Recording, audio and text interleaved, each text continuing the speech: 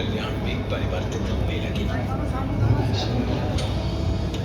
संतों और भक्तों संग भगवान स्वामी नारायण के विचरण ने कैसे दिशाहीन समाज को एक नई दिशा प्रदान की। आइए उस परिवर्तनकारी समय का अनुभव करते हैं। जिस शिक्षा के पथ को आज आप और हम जानते हैं, ये उस शिक्षा का सत्य का प्रारंभ था। इस क्रांति का प्रारंभ हुआ काठियावाड़ क्षेत्र से। उस समय अनेक गांव अंधश्रद्धाओं, कुरीतियों से ग्रसित थे। मानव के मन से नैतिक मूल्य ओझल थे। ऐसी ही एक सभा में जब सब एकत्रित थे, प्रभु ने स्नेह का वो चमत्कार प्रस्तुत किया जिसने पीढ़ियों से चली आ रही क्रूरता को चुनौती दे दी। आज से आप सर्व नवजात पुत्रियों को दूध पिति नहीं करेंगे। हम आप सबको हमारी सौगंध देते हैं। समुदाय के पुरुष चकित थे। उन्हें भगवान की अवहेलना नहीं करनी थी, किंतु उन्हें सौगंध का पालन भी नहीं करना था। प्रभु से ये मनोदशा कैसे उछल रह सकती है? आइए, आप सब समीप आइए। आप हमारे चरण की सौगंध लेकर यह वचन दीजिए कि आप मां लक्ष्मी समान पुत्रियों को दूध पिति नहीं करेंगे।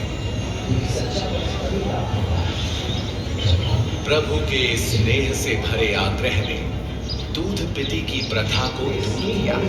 ऐसी ही एक अन्य कुरीति को भगवान ने एक सभा में सबके सामने रखा।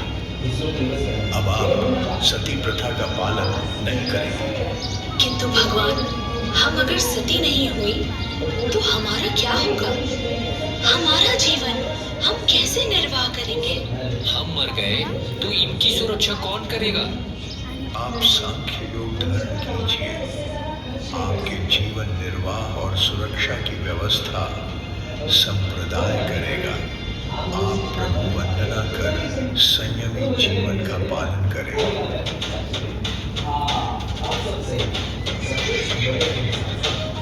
कुरीतियों के साथ सामाजिक आतंक भी व्याप्त था। डभान नामक एक गांव में श्री जी महाराज यज्ञ के समैया हेतु उनकी प्रिय घोड़ी माणकी पर पधारे थे।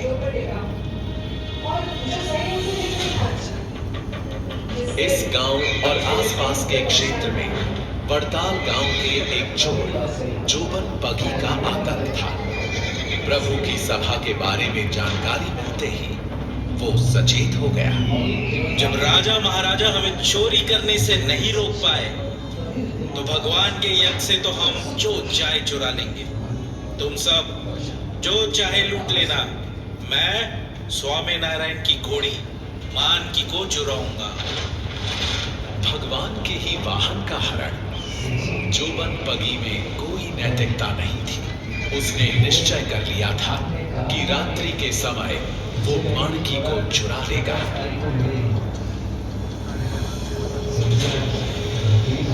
किंतु वो जब रात्रि को माणकी के पास पहुंचा तो स्वामी नारायण भगवान उसके समीप उपस्थित थे। दूसरी रात्रि भी वही हुआ। तीसरी और अंतिम रात्रि को विचलित जोबन पगी कोई भी घोड़ा चुराने के उद्देश्य से जब अस्तबल पहुंचा तो स्तब्ध हो गया। अस्तबल के हर एक घोड़े के पास भगवान स्वामी नारायण विराजमान थे।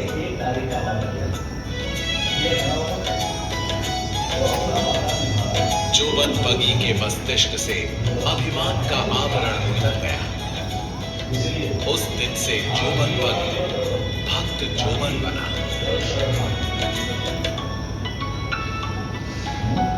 ऐसी ही व्यावहारिक कोमलता से उन्होंने लोगों को व्यसन से मुक्त करवाया और धार्मिक पाखंड को क्षीण किया।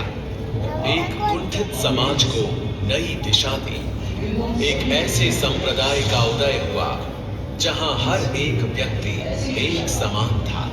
कोई भेदभाव नहीं, कोई पूर्वाग्रह नहीं, केवल सच्चे पथ पर चलने की शिक्षा।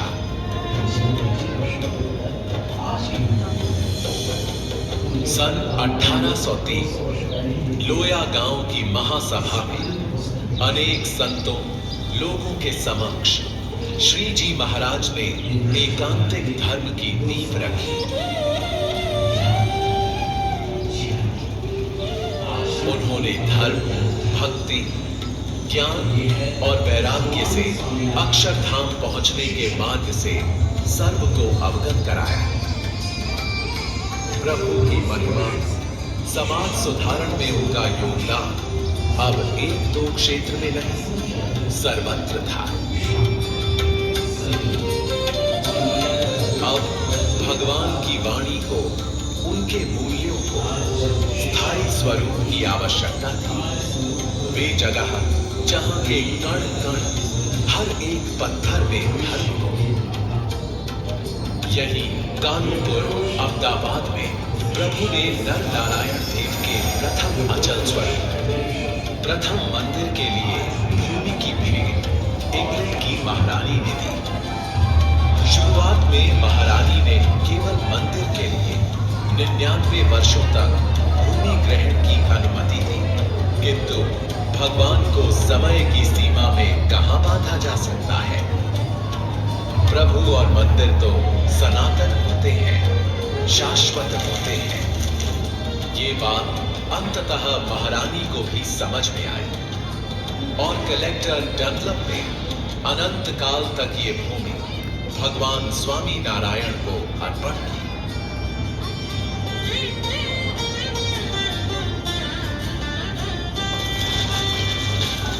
और सन 1822 में सर्वप्रथम मंदिर का निर्माण हुआ। भगवान स्वामी नारायण ने भव्य कानूपुर मंदिर में श्री नर नारायण देव की मूर्ति स्थापना की। ये मंदिर श्री जी महाराज की नव चेतना का, उनके न्याय का और नैतिक मूल्यों का सर्वप्रथम स्थान बना। धीरे धीरे श्री जी महाराज की लीला का मंदिरों का व्यापन हुआ।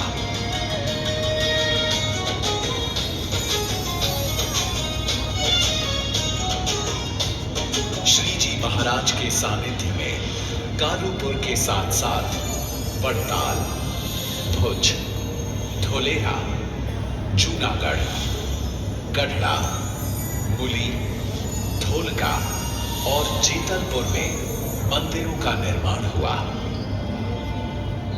प्रत्येक मंदिर केवल एक स्थापत्य नहीं था, वो आशा और उसके संस्कारों का उत्तर था। ये 9 मंदिर आज भी ये स्मरण कराते हैं कि यदि संकल्प पवित्र हो तो धर्म केवल वाणी से कानों तक नहीं, सच्चे मार्ग से मन में समाहित हो जाता है। 1802 से 1825 के बीच भगवान स्वामी नारायण ने जड़ हो चुकी सामाजिक व्यवस्था को तोड़कर उसके स्थान पर नियमबद्ध और करुणा आधारित सामाजिक संरचना स्थापित की।